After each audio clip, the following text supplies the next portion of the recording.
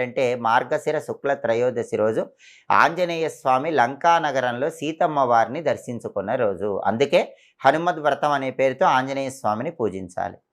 ఆంజనేయ స్వామిని హనుమద్ వ్రతం రోజు ఎలా పూజించాలంటే అరటి తోటలలో పూజించాలని శాస్త్రాల్లో చెప్పారు. అరటి తోట దగ్గరలో లేకపోతే ఒక చిన్న అరటి మొక్క తెచ్చుకొని ఆ అరటి మొక్క దగ్గర ఆంజనేయ స్వామి విగ్రహం కానీ ఫోటో కానీ పెట్టుకొని పూజ చేసుకోవచ్చు. అరటి మొక్క లేకపోతే, అరటి చెట్టు లేకపోతే ఎక్కడైనా గోశాలలో పూజ చేసుకోవచ్చు, నదీ తీరంలో పూజ చేసుకోవచ్చు, రావి చెట్టు దగ్గర పూజ చేసుకోవచ్చు. ఇవన్నీ వీలు కాకపోయినా ఇంట్లో అయినా ఆంజనేయ స్వామికి పూజ చేసుకోవచ్చు.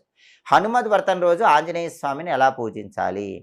ఆంజనేయ స్వామి వారి విగ్రహము లేదా చిత్రపటం దగ్గర ప్రమిదలో నువ్వుల నూనె పోసి 5 జిల్లేడు ఒత్తులు వేసి దీపాన్ని వెలిగించాలి. జిల్లేడు ఒత్తులతో హనుమద్ వ్రతం రోజు దీపం పెడితే ఆంజనేయుడు వెంటనే అనుగ్రహిస్తాడు. జిల్లేడు ఒత్తులు అందుబాటులో లేక